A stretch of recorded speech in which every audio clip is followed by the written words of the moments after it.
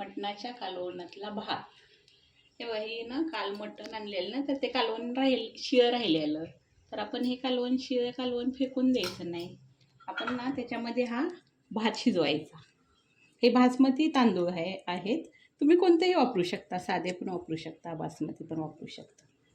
आणि आपलं जेवढं कालवण असेल ना तेवढेच तांदूळ घ्यायचे. मी 2 वाटे घेतलेत हे. आणि आपण आता हे कालवण गरम करायला ठेवलं होतं. आता चांगली उकळी येऊ द्यायची आणि तांदूळ स्वच्छ धुवून घेतले 3-4 पाण्याने. आता आपण हे तांदूळ ह्या कालवणात असे टाकायचे.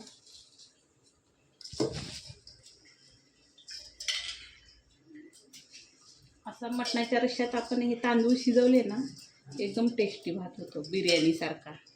त्या बिर्याणीला पण मागं सारेल असा.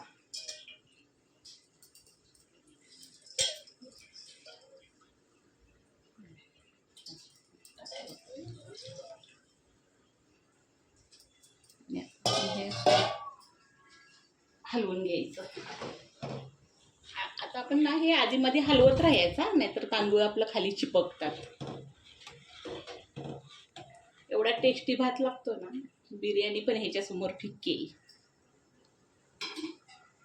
माझ्या मुली असं खात नाहीत मटण, कालवण मटणाचं.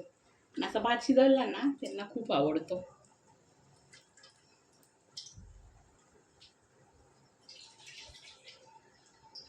हे आपण शिजू देऊया. चला, आपण भात कसा शिजवतो तसा शिजवायचा.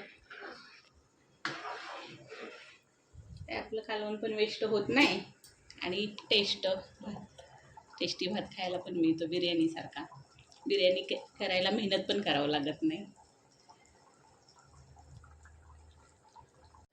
हे बघा, आता आपण आपला भात कसा शिजवतो नॉर्मल तसा शिजवायचा आहे.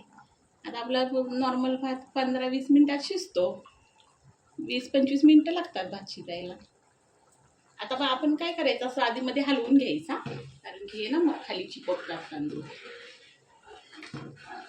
आपण हे थोडंसं आपलं शिजत आलं ना भात, गॅस एकदम कमी करायचा आणि झाकण मारायचं आपण याच्यावर. शिजलेला आहे. थोडासा वलसरच ठेवायचा भात, जास्त फडफडीत नाही करायचा, नाहीतर खायला चांगला नाही लागत सुका सुका.